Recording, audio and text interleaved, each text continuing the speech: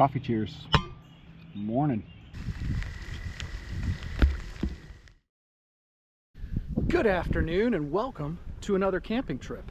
This was actually supposed to be a backpacking trip, but after packing everything up last night, this morning I tweaked my back, and so I called an audible. I booked myself a nice little HipCamp. You can see behind me there is my vehicle, and just about 50 yards over this way is the campsite. Just going with the backpacking gear today, again, because it was already ready to go. Only one addition, and it is, of course, beer. But here's the game plan for today. I've got a new tent to try out. I've got some interesting freeze-dried food to eat. I've got this beautiful lake behind me, and I'm gonna do some fishing. And last but not least, we're gonna enjoy those beers by a crackling campfire. Thanks for joining me. Let's get camping. We've got a fire pit right here, picnic table, in the woods behind us here. First order of business is to find a flat spot for the tent. This tiny little thing is the tent. This is the Durston X-Mid 1. Third generation of this tent came out in 2025. It's a trekking pole tent and an ultralight tent. So I'm excited to set this up and use it. This is my first time setting this up, by the way.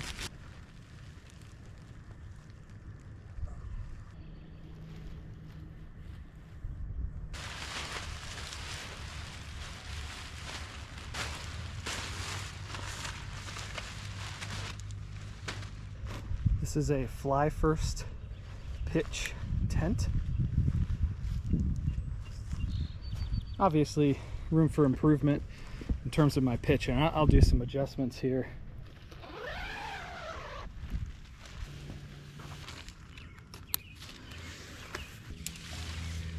But the inner tent basically just clips up at the top and then in the four corners.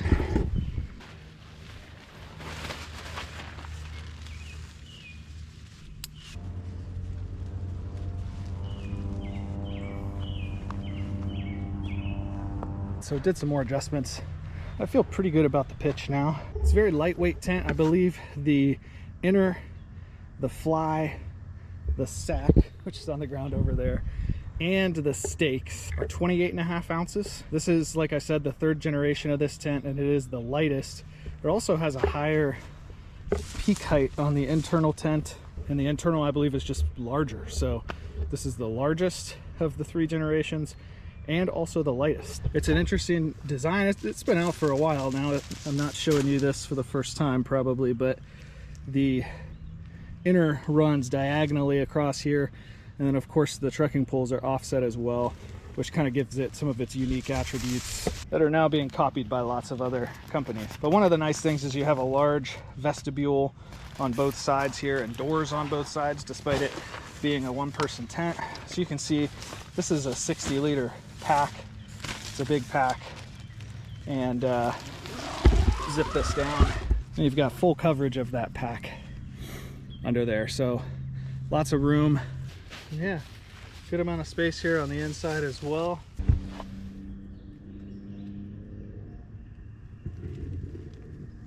Despite the light weight of this tent, it is a double wall tent, as you saw. It does have vents right here that I have kind of pitched open. One thing that's nice about this too is it's got these magnetic pullbacks or tiebacks here for the doors. All right, so that's the tent, ladies and gentlemen.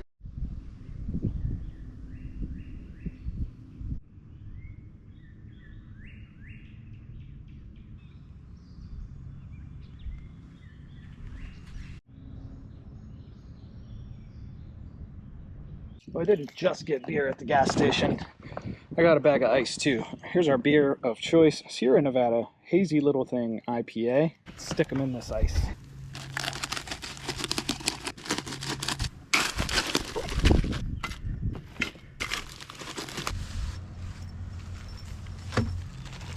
All right, I think it's time to try some fishing.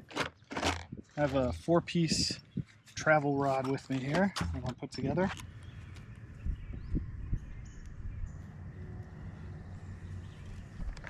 I'm going to just tie on a little beetle spin. We'll see what we get with that. There's that beetle spin lure.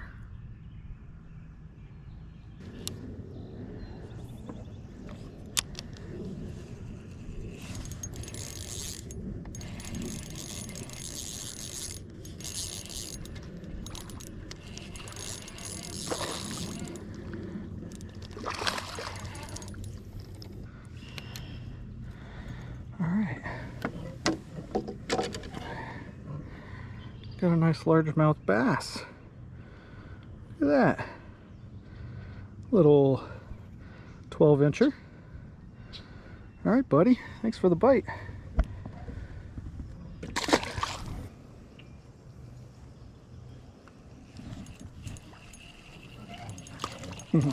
Knew that was a bluegill right away. Bluegill like to go in circles when you hook them. There he is, and going back in. Well, those two fish were the first fish for me of 2025, so that calls for a celebration. Let's break into the ice box.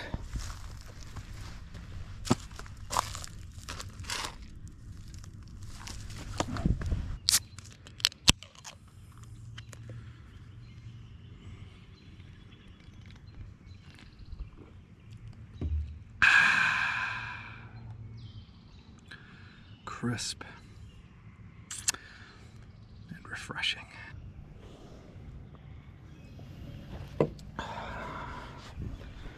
Try a different lure.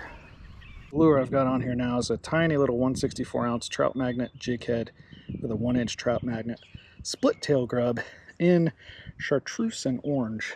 That's under a trout magnet easy float.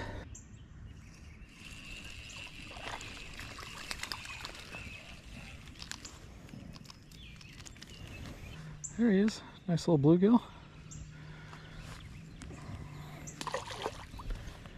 I gotta toss him out a little bit here because there's just all sorts of muck right around here. I don't want him to get stuck in there.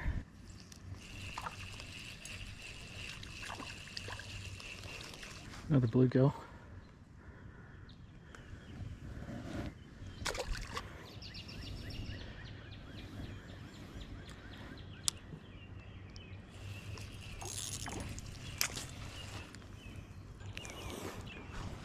Another bluegill.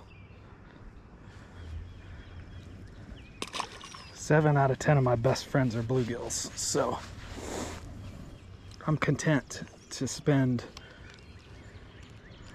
a fair amount of time just inviting them out of the water for a brief chat and then sending them home.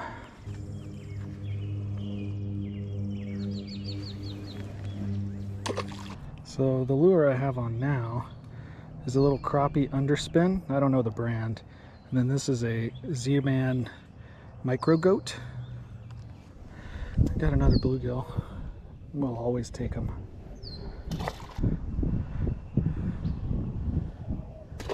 Pushed it into a bush.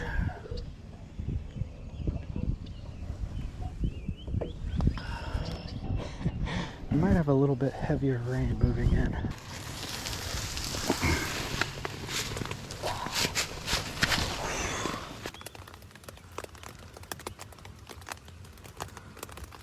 Ceremonial first rain on the tent.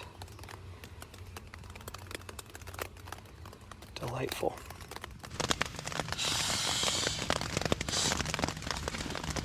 Now the secret with an inflatable pillow is you don't want to inflate them like all the way, or they're just, it's too much, too firm, too bouncy. They like slip out from underneath you. And I always bring 2. I've mentioned it before, but just a big pillow guy. Yeah, kind of something like that. Not like massively underinflated, but so they're just kind of soft.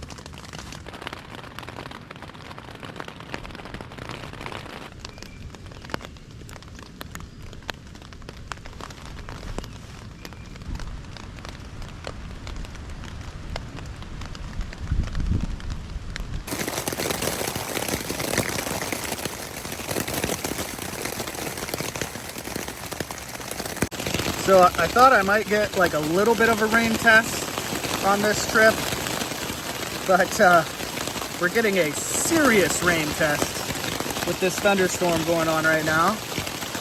Everything's dry inside the tent, but we are getting poured on.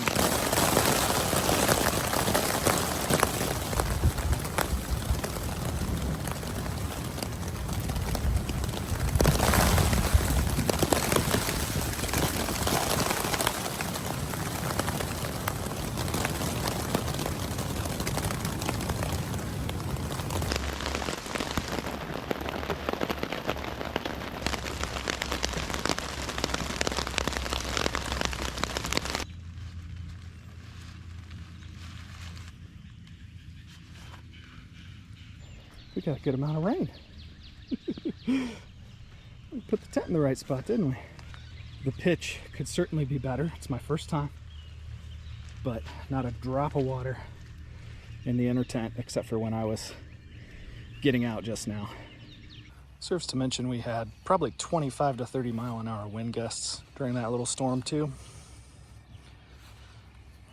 and performed well. All right, I'm gonna just take a few more casts on the other side of the lake, and then I'm gonna get dinner started.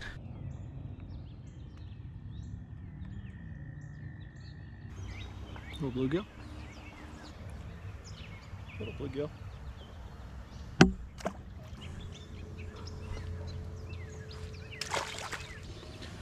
All right, that's enough fishing for today. Let's go back and get dinner started.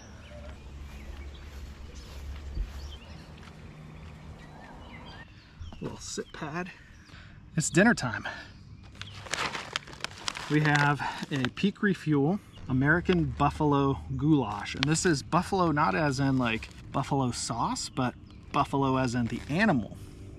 So it's ground bison or buffalo with macaroni pasta and a tomato herb sauce. For our cook kit today, we're going to be using a little Esbit stove, tiny little thing that its only real purpose is just to hold an Esbit cube. I've got a Tokes pot here, and I've got just some aluminum foil that's going to act as a windscreen. So for this, we need 6 ounces of boiling water.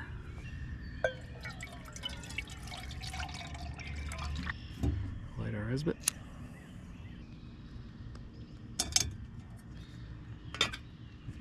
The windscreen really helps out. It's going to help out some with just like heat retention, but if you get much wind on an Esbit cube, it will just kind of blow the heat, you know, out from under your pot.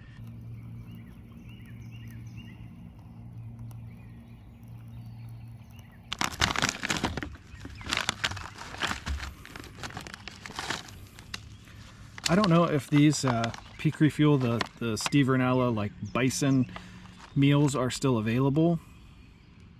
I got them last year sometime in 2024, and I had the other one, and off the top of my head I can't remember what it was, but it was delicious, so hopefully this one's delicious too. Pretty much all of the Peak Refuel meals that I've had have been really good, but what I like about them more than anything else is just the calorie content. I mean, this has 740 calories, and obviously what I'm doing here today is not super exertional in terms of a bunch of hiking, but it always struck me as kind of strange that like a mountain house or something like that would be 500 calories and it's supposed to be your dinner. And if you're hiking, you know, long distance and covering difficult terrain, that's just woefully inadequate as a dinner unless you accompany it with all sorts of sides, which kind of defeats the purpose. So that's one of the things I really like about Peak Refuel is just the higher calorie content. So again, 740 calories and 45 grams of protein. It's gonna fill us up. Garbage bag on trips like this is always just a gallon Ziploc.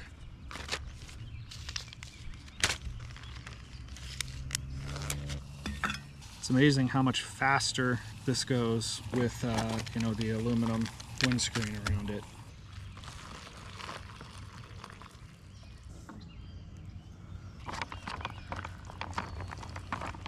It says it needs 10 minutes.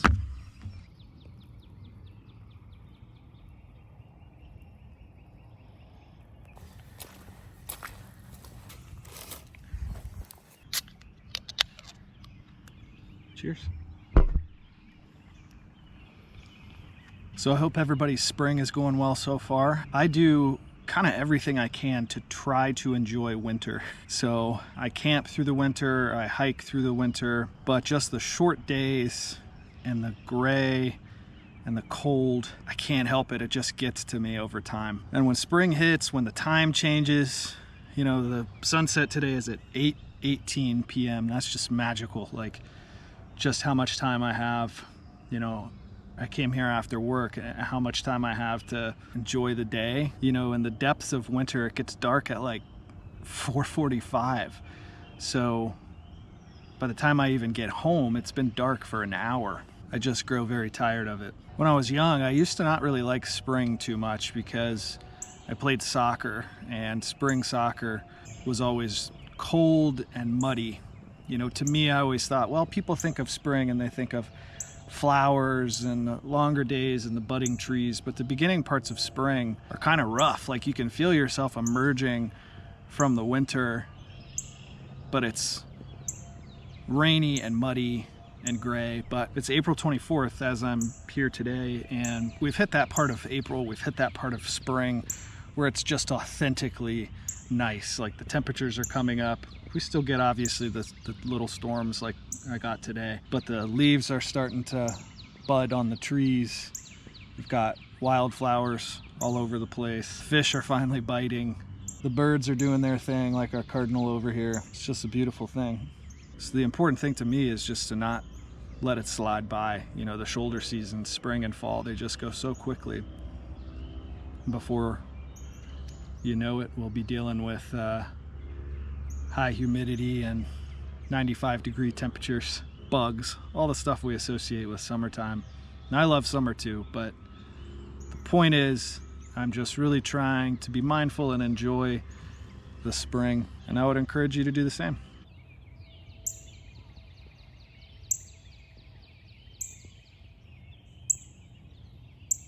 Hey, bud. There's social fellow.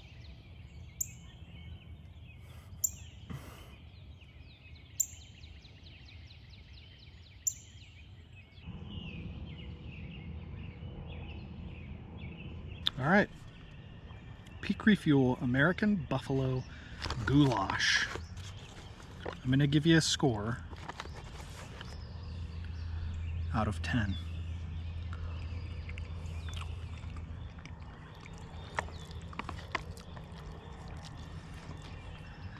Okay, so the rehydration directions were good. 10 minutes is sufficient. It's hot, everything's rehydrated. The noodles are really good, they're really good consistency, not mushy and not hard, so just kind of just right. The buffalo, as is the case, or the bison, as was the case in the other one of these that I had, is really good, really flavorful. The seasoning's good. It's just delicious. There's not really anything bad I can say about it. I'm gonna give it an 8.75. And the reason for that is because I can tell you that by the end of this, I'm gonna be tired of the flavor, right? It kind of all hits you together. My favorite freeze-dried dinner is the Backpacker's Pantry pad thai with chicken. And one of the reasons I love that is because it has so many different elements in it. So when you're eating it, you'll get a bite that has more peanuts. When you get it, you'll get a bite that has more of a lime flavor to it, more of a spice flavor, even if it's mixed together well. I'm giving that one a 9.75. I refuse to give it a 10 because I know someday I'm gonna have a meal that's better. But this gets an 8.75. Nothing I can really say bad about it, other than I think by the end of it, I'll be saying it's a little one note.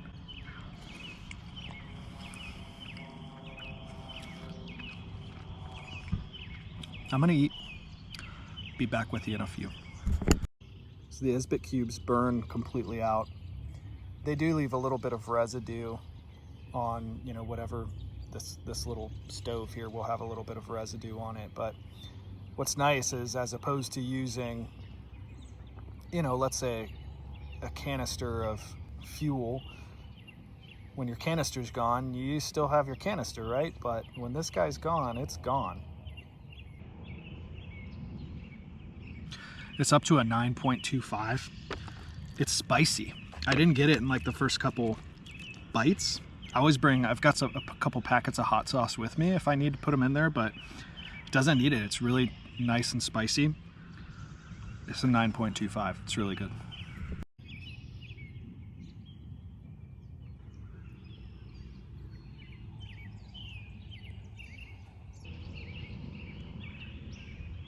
9.74. It's the last revision. I'm sorry.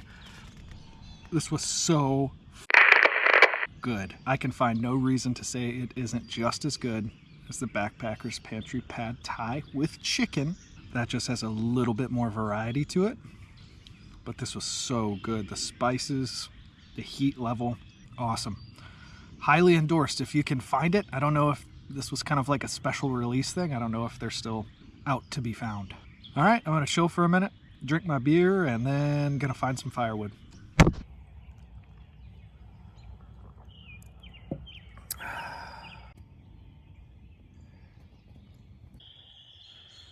Searching for firewood, and you can hear the spring peepers going crazy. Tons of mayapple here too, which is a spring ephemeral wildflower. You can see the buds down there, but they're not flowering yet. One of the apps I find myself using the most when I'm camping is the Merlin Bird ID app. And you can use it for like visual identification, but the best thing about it is you can use it for sound identification. So you just open the app and have it identify birds around you by sound. So there's a bird right over here. I didn't know what it was. I can't get it with any sort of camera, but it's vocalizing. And I just brought up Merlin and had it listen, and it identified it as a gray catbird. You know, I was talking just a minute ago about how much I love spring, and I mentioned birds. We saw the cardinal over there. I have a video bird feeder at home, and it's been so much fun over the last month and a half to see all these different birds on the bird feeder. So in order of sighting them, I've seen a Carolina chickadee, male and female house finch, male and female eastern bluebird, house sparrow, male and female northern cardinal, song sparrow, American robin, tufted titmouse, blue jay, Carolina wren, male and female red-winged blackbird, dark-eyed junco, northern mockingbird, northern flicker, white-breasted nuthatch, European starling, brown-headed cowbird, and a chipping sparrow. So that's 18 different species in the first month or so that I've had this video bird feeder. The bonuses are squirrels, lots and lots of squirrels until I moved to a spicy seed. The mammals don't like the spice. The birds don't have a taste receptor for the capsaicin, so they don't mind it. And you'll see here that the squirrels, once I moved to the spicy food, they quickly departed from the feeder. Also a raccoon. When I first got this feeder, it had a ledge, or a little perching ledge on the front of it. The raccoon broke it off. Unfortunately, I didn't get that on camera. White-tailed deer, bucks, and does, and a little black cat as well. It's been a lot of fun.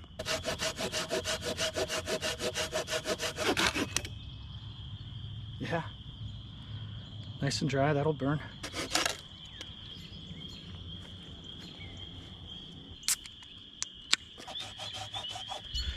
Okay, we sawed it. We sawed it all. If any chainsaw companies want to sponsor me, I'm here, I'm ready. Of course, my number one hope with sponsorship is Taco Bell, but it goes Taco Bell Chainsaw Company. Okay, nice and dry.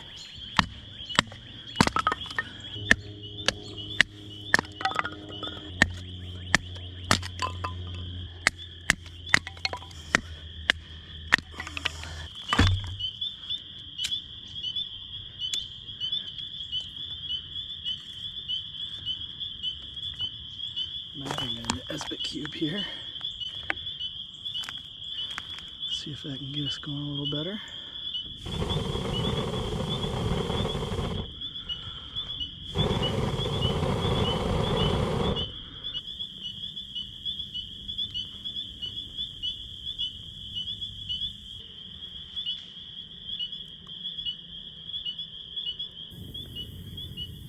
Got a nice fire established here now.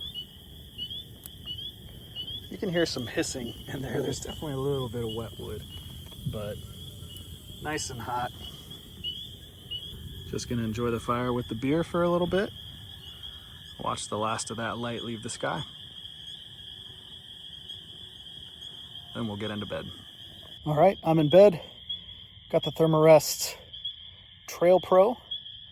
and lightened equipment, 40-degree quilt.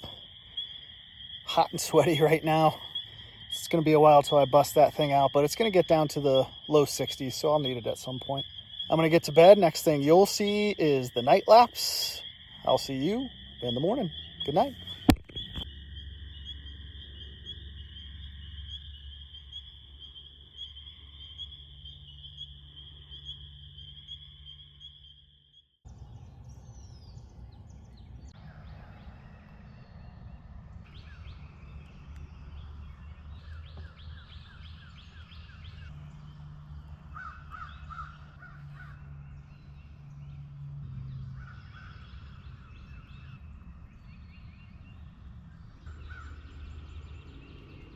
Good morning. Pretty good night last night. It rained off and on pretty much all night, but the tent held up well. As I said yesterday, this was supposed to just be kind of a first outing with it. Maybe we get some sprinkles, but we got a lot of rain and no rain in the inner tent, despite the fact that this was my first time pitching it. This morning I was kind of looking all around the tent as well, looking at build quality and things like that, and it's just really well built. No loose threads or anything like that, and everything about it is just so intentional. There are 4 little pockets in the mesh where you can, put stuff, your keys, your phone, or whatever. Really thoughtfully placed. There's actually 2 up on the ceiling of the inner tent, which is nice. You could put things up there to dry or something like that. But I also found that I could put my phone up in the one kind of above me so that I could watch. I was watching a movie last night as I was falling asleep, and I could kind of stick it right up there, and it was in the perfect spot for me to watch it. So I don't know if that was part of the brainstorming and the design process, but it's nice. High marks for the tent on its first trip. All right, now I'm gonna put together some breakfast and coffee. I've got my favorite freeze-dried breakfast. Admittedly, I need to branch out more when it comes to breakfast. I so often go with this or just like oatmeal or something like that, but it's the Mountain House biscuits and gravy. And for that, we need 12 ounces of boiling water. Now I'm also going to be making coffee, and for that, I'd like to have, maybe 12 ounces or something like that. So I'm going to get this thing pretty full of water and get our Esbit stove going.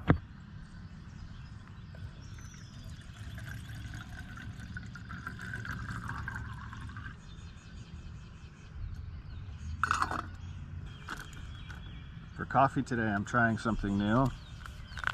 It's Alpine Start. Now I've had Alpine Start instant coffee before, but this is coffee and creamer. So we'll see how that tastes. Picnic table's obviously soaked. It's another argument for basically always carrying a little sit pad like this. You can use this like right in your tent when you take your first steps out in your socks. You step on here instead of stepping on the ground. Easier to put your shoes on, not get your feet wet. You got to be careful, but you can also use this to kind of help with wind screening. Again, you wouldn't want to get it, super close to your stove, but this is a cheap, super light sit pad from Z-Packs.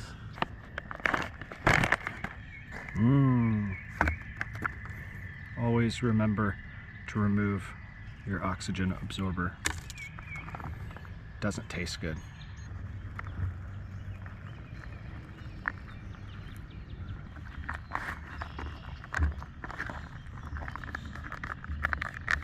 Five minutes, stir, 4 minutes.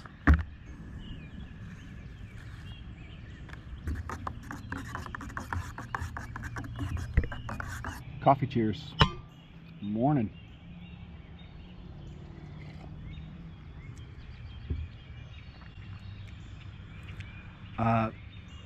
It's okay. It kind of just tastes like water. I'm gonna give it like a 3.5 out of 10. I've got like 4 more in the package, which sucks, but it's not gonna be entering the coffee rotation. But we're gonna drink it.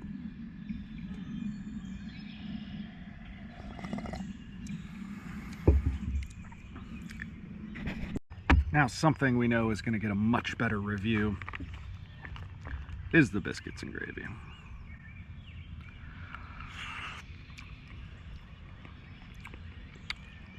Doing the same thing we did last night. It gets a 9.75 only because I want to leave space for something to be better.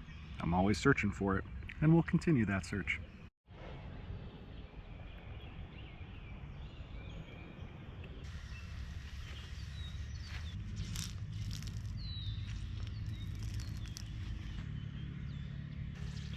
Doesn't have to be perfect, but look at all that water that I'm not putting in my backpack.